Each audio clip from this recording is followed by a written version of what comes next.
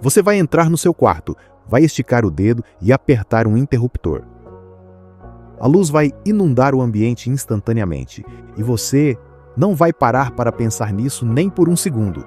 Para nós, a luz artificial é algo óbvio, quase como respirar, mas você sabia que por 99,9% de toda a história da humanidade, esse mesmo interruptor simplesmente não existia? Por mais de 300 mil anos, cada um dos seus ancestrais passou praticamente metade da vida na escuridão absoluta. Quando o sol sumia no horizonte, o mundo ao redor desaparecia, sem luz elétrica, sem velas, sem a tela de um celular brilhando na sua cara. Era uma escuridão tão densa, mas tão densa, que você não conseguiria enxergar a palma da sua mão colada ao seu rosto. Hoje, o homem moderno quase nunca experiencia o que é o breu primitivo. Se acordamos de madrugada, a primeira reação é pegar o celular e ser bombardeado pela luz azul. A gente fica ali arrastando a tela no automático e, de repente, uma sensação estranha de ansiedade e vazio começa a tomar conta da mente. Mas vamos voltar no tempo, mais ou menos 1 milhão de anos atrás, para uma caverna chamada Wonderwork, na África do Sul. É lá que estão os primeiros vestígios de que o ser humano aprendeu a dominar o fogo. O fogo não surgiu só para aquecer, ele mudou completamente a estrutura do nosso cérebro. Antes do fogo, nossos ancestrais eram como qualquer outro primata. O pôr do sol significava o fim do mundo. Você tinha que achar uma fenda numa rocha, ou subir no galho mais alto de uma árvore, e ficar em silêncio absoluto. Qualquer movimento no escuro podia transformar você no jantar de um predador. Os olhos humanos são patéticos no escuro. Perto de um leopardo, de uma coruja ou de um lobo, nós somos completamente cegos. Mas o fogo mudou as regras desse jogo pela sobrevivência, literalmente do dia para a noite. Uma fogueira cria um círculo de segurança, de mais ou menos 9 metros de diâmetro. Dentro daquele círculo, os predadores não chegam perto. Fora dele, é a morte. Mas o fogo trouxe algo ainda mais extraordinário para a nossa espécie. Ele não apenas salvou a vida dos seus ancestrais. Ele deu a eles um luxo que nunca tinham provado antes: horas extras no dia. Pensa comigo, antes do fogo, o dia útil terminava assim que o sol se punha. No verão, eram umas 12 horas de luz. No inverno, às vezes só 8. De repente, a fogueira adicionou de 2 a 4 horas úteis a cada santo dia. E foi justamente nessas horas extras, sob o manto da noite, que o ser humano se tornou humano. Em 2014, a antropóloga Polly Wisner publicou um estudo impressionante, e ela passou anos vivendo e gravando as conversas da tribo dos Bosquímanos, no deserto do Kalahari. Eles são um dos últimos grupos na Terra que ainda vivem da forma original dos nossos ancestrais. E ela descobriu uma diferença brutal entre o dia e a noite. De dia, 80% das conversas giravam em torno da sobrevivência e do trabalho. Onde vamos caçar hoje? Que frutos vamos colher? Quem faz o quê? Como vamos dividir? Reclamações, fofocas de logística, discussões práticas. Em outras palavras, o dia era para o trabalho. Mas à noite, ao redor da fogueira, tudo mudava. 81% das conversas viravam histórias. No escuro, quando o mundo físico ao redor desaparece, as pessoas deixam de focar nas preocupações da realidade material. Elas só conseguem enxergar o brilho do fogo, refletido no rosto dos outros. Ali eles começavam a contar sobre terras distantes, sobre as aventuras da caça. Criavam mitos para explicar a origem do universo. Contavam piadas, fazendo a tribo inteira gargalhar no meio do nada. A antropóloga concluiu que foi ao redor do fogo à noite que a cultura humana nasceu. Aquela fogueira foi o nosso primeiro teatro, nossa primeira sala de aula e nossa primeira igreja. Foi ali que o ser humano aprendeu a pensar além do presente, a imaginar coisas que ainda não existiam. A noite já não dava medo. Ela virou uma tela em branco para a gente pintar os nossos sonhos. Mas a noite não servia só para contar histórias. Ela guarda um segredo ainda maior, que mexe diretamente com o seu corpo, agora mesmo. Você já parou para se perguntar, por que a gente se força a dormir 8 horas seguidas sem parar toda noite? A verdade é que o seu cérebro e o seu corpo nunca evoluíram para dormir assim. Em 2001, um historiador chamado Roger E. Kirsch publicou uma pesquisa que mudou tudo o que a gente sabia sobre o sono. Ele passou 16 anos cavando arquivos históricos antigos, desde livros de oração do século XIV, registros de tribunais, diários pessoais, até a Odisseia de Homero. E ele achou uma expressão que aparecia toda hora, como se fosse o hábito mais normal do mundo: o primeiro sono e o segundo sono. Acontece que, antes da Revolução Industrial, a humanidade não dormia tudo de uma vez. As pessoas iam para a cama cedo, mais ou menos 1 hora depois do pôr do sol. Dormiam por umas 4 horas, completando o primeiro sono. E aí, por volta de 1 ou 2 horas da manhã, elas acordavam sozinhas. Ninguém entrava em pânico, ninguém achava que estava com insônia. Elas ficavam acordadas, perfeitamente tranquilas, por 1 a 3 horas.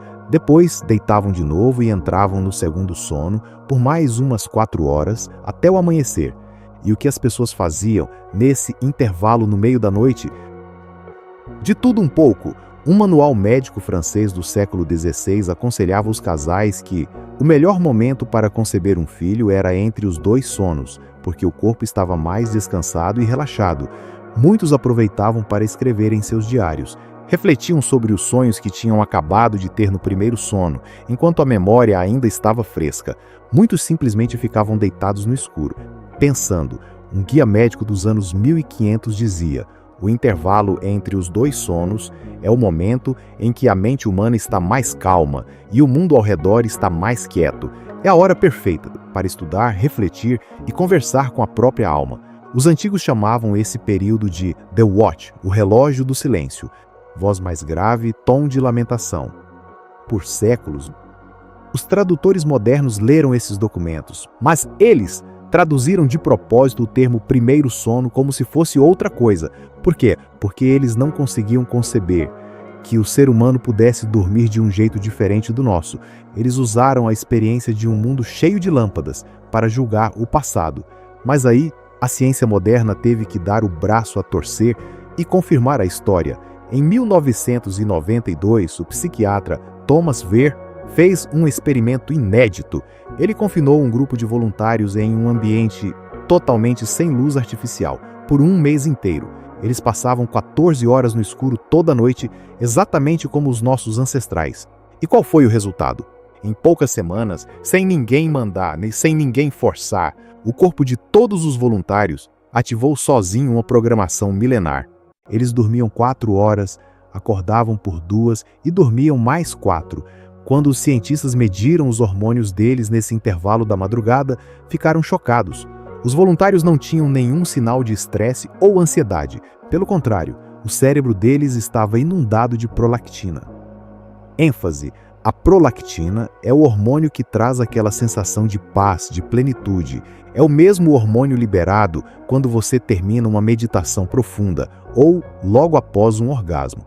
Os voluntários disseram que era um estado de consciência muito estranho. Eles não estavam com sono, mas a mente estava num silêncio absoluto, sem nenhuma onda de preocupação.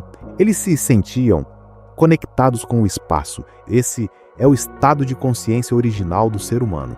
Um presente da natureza que a maioria de nós, hoje, nunca experimentou na vida. Então, o que matou o relógio do silêncio? A resposta é simples e cruel: a luz. No século XVII, as cidades começaram a instalar iluminação pública. Primeiro Paris, depois Londres. A noite, que era um lugar sagrado e misterioso, virou um espaço que precisava ser controlado e vigiado. Você sabe de onde vem a palavra curfew? Toque de recolher em inglês? Vem do francês antigo, couvre-feu, que significa cubra o fogo.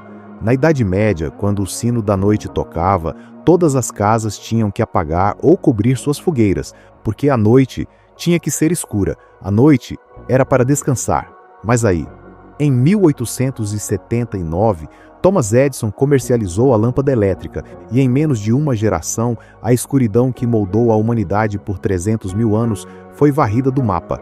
Inundamos o mundo de luz, chamamos isso orgulhosamente de civilização, de progresso, mas ninguém fala sobre o que nós deixamos para trás. Hoje em dia, uma pessoa comum fica exposta à luz artificial por 7 ou 8 horas, depois que o sol se põe. Essa luz, principalmente a luz azul das telas, atravessa a sua retina e grita para o seu cérebro: ainda é dia, não durma. Ela bloqueia a produção de melatonina, o hormônio do sono. Ela destrói um ritmo biológico que demorou milhões de anos para evoluir.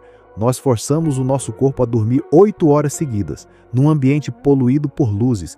E quando o corpo não consegue, quando a gente acorda do nada às 2 da manhã, a gente entra em pânico, pega o celular, olha o relógio e se culpa. Pronto, perdi o sono, amanhã vou estar só o trapo. Chamamos isso de doença de distúrbio. Pausa de 2 segundos, baixar o tom com muita empatia. Mas, me escuta aqui, e se isso não for uma doença? E se o fato de você acordar às 2 da manhã e ficar ali deitado no escuro não for um defeito do seu corpo? E se isso for o eco do seu corpo, lembrando do que ele nasceu para fazer? São 300 mil anos de evolução acordando dentro de você. O seu corpo só está tentando te dizer: para um pouco, esse é o seu momento de silêncio. É hora de conversar com você mesmo, e não com o mundo lá fora. Os nossos ancestrais viviam assim. Eles se reuniam ao redor da fogueira para criar as histórias que fundaram as civilizações. Dormiam em 2 fases, com um espaço sagrado no meio para filtrar os pensamentos. Eles viviam numa escuridão tão pura que a Via Láctea não era algo que você precisava viajar centenas de quilômetros até um parque nacional para ver. Ela era simplesmente o céu de todas as noites deles. E toda noite, quando acordavam entre os 2 sonos, ficavam ali no silêncio absoluto da natureza, olhando para as estrelas, pensando na vida, nos sonhos e no mundo que iam receber na manhã seguinte. Nós trocamos tudo isso por um interruptor na parede e a maioria de nós nem sabe o que perdeu. Por isso, hoje à noite, ou em qualquer outra noite, se você acordar de repente às 2 da manhã, por favor, não entre em pânico. Não corra para pegar o celular para encher a sua mente com informações de estranhos. Só solta os seus braços, relaxa os ombros, respira fundo pelo abdômen e solta o ar bem devagar. Apaga as telas, aceita a escuridão e deixa a sua mente flutuar livre nesse espaço de paz que os seus ancestrais deixaram de herança para você. Você não está sozinho no escuro. O seu corpo só está te levando de volta para casa.